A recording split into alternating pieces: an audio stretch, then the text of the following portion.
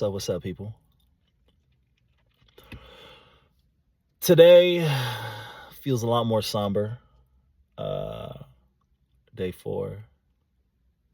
So, when I first start this off with, I admit I made a mistake. Because anytime you make a mistake in life, you must hold yourself accountable in order to properly grow, in order to properly learn, and in order to be properly forgiven, even if by self, for the mistake. Right? You're not apologizing. You're not overwhelmingly saying, I'm sorry, because you're not a sorry individual. You're just admitting a mistake. So the mistake I made last night was all day I went through without eating. And then about 8 p.m. hit, picked up my abuelita / grandma, for those who don't speak Spanish, and my aunt from shopping. They wanted to hang out. They wanted to get McDonald's. I indulged them while also indulging myself, right? Um, I ate a sandwich.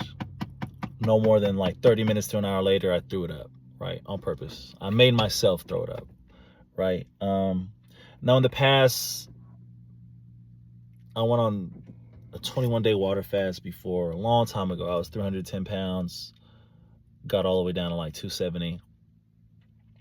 And I exhibited similar habits, right? I would throw up, make myself throw up. I would smoke cigarettes, drink alcohol during the fast, which is not good for the body, but I did it, right? And survived it. So I'm calling out my mistake now so that I don't sweep it under the rug and I don't do it again, right? I wasn't hungry at all, but more so it was comforting, right? To indulge these old ladies, to indulge my grandmother. Today, right, I got offered by my siblings to go out to eat, a little sibling date, my brother and sister. And I was able to say no, right? Due to me admitting my mistake from yesterday, right? In my own head. At least that's what I believe. So the hunger is not the hard part. The loneliness is the hard part. And that's why fasting is such a spiritual process, right? Because you're not alone. We have God, right? We have God, we have Source, Creator, the light, whatever divine spark you believe in. You have yourself, and when you don't have yourself, you have your higher frequency thoughts, that are there when your lower frequency thoughts are just beating into you, and yeah, that's the hardest part. The hardest part here is the loneliness. The hardest part here is, after studying with my brother today, just not being able to share a meal with him or share a drink with him, at least in this instant. The hard part is knowing that I shouldn't be eating like how I did yesterday, right? I ate that sandwich, but then making myself throw up. Like that's the sad part, right? That I normalize making myself throw up in the past, and it was an easy fix for me to continue this fast, right? So that's sad.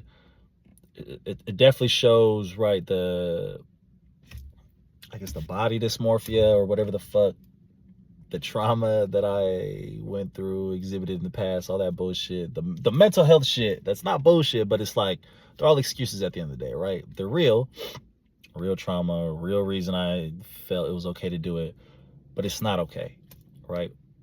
We're going to stick to this fast. We're going to keep going.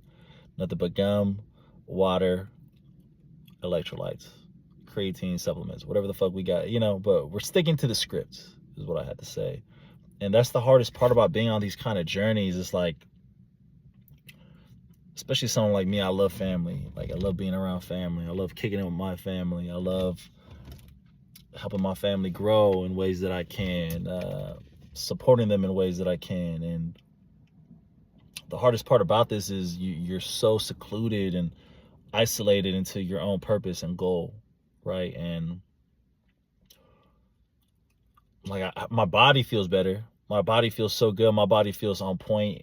My body feels like wired up, like not in a bad way, but just in a, like, feel solid. My body feels solid. It feels amazing. I know what I'm doing is right. It's just you feel sad not being able to share it with anyone, because at the end of the day, this is your journey. You're on a lonely journey right now. I'm on a lonely journey right now.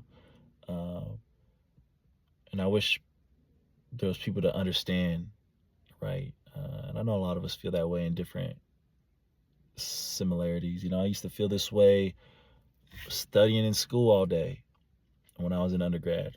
I used to feel this way even in my fraternity. I used to feel in leadership organizations. When you're on that path that you have to go through, loneliness, it's going to feel like it's going to creep up, that feeling of loneliness. And it's going to want you to revert to old habits. And it's going to, right, fuck with you and twinkle with your eyes and make you feel that you're so misunderstood. And that's really not what it is, man. Like, the world's not isolating you. You are just being isolated from the world. You are secluding yourself from the world for the time being, right? And that's what it is, right? That's what you have to remember. You're killing parts of your old self in order for your new self to grow. So we're going to continue. Today it feels a little more somber. I mean, it's dark as fuck. It's been hella foggy today as well. So that's probably part of it. But we're going to continue. We're going to finish this night. We're going to practice some poetry, walking on a treadmill, maybe even get another workout in. But we're gonna finish the night strong. And we're going to continue to put ourselves to the test, because this is what you really wanted, right? This is what you wanted. You wanted to starve yourself, Gabe. You wanted to see what you're really made of. You wanted to see what your spirit was really made of, man. And that's what we're here to do. Show me what you're made of. I'm going to show you what I'm made of. And we're going to keep shining this motherfucking light. TSP.